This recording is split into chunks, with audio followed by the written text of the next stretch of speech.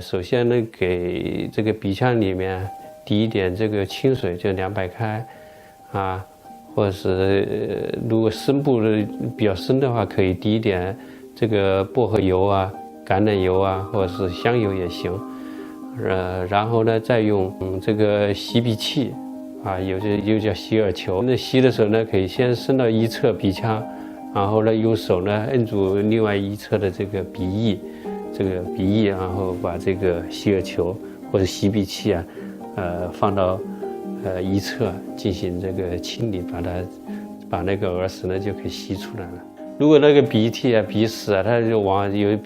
鼻嘎巴比较干的话，可以呢先给它用温毛巾湿敷到这个前鼻孔，这样的话它可以使这个鼻嘎巴那个嘎巴可以让它软化。如果就说它有比较深的，也比较那个鼻涕很难的清理出来的话，可以采用浓度低一点的这个麻黄素，可以，这药店里一般都有卖的，市场上卖的一般都是1%的，给新生儿、婴幼儿的话，最好用这个0.25%的，就是说把它稀释4倍。如何稀释呢？就可以给它就2毫升的这个1%的麻黄素啊，再加上6毫升的凉白开，就清水，这样的话它就稀释到0.25%了。这样的给新生儿或者是婴幼儿的给他用的话就比较安全了。流行病学调查，几乎快达到40%，也就是说2、3个小孩中就有1个小孩有这个鼻炎，尤其是最常见就是过敏性鼻炎。过敏性鼻炎为什么容易这么高发呢？往往是由于这个空气污染啊、汽车尾气啊的增多等等，好的诸多方面的原因引起的过敏性鼻炎比较高发，往往是表现为这个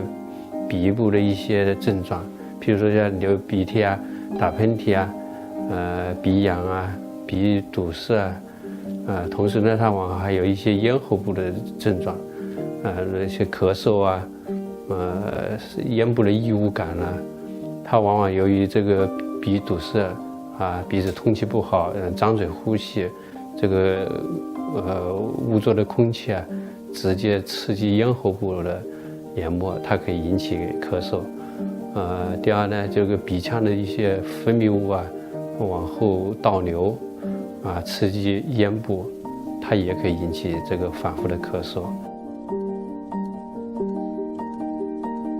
用生理海水洗鼻的话，可以有效的这个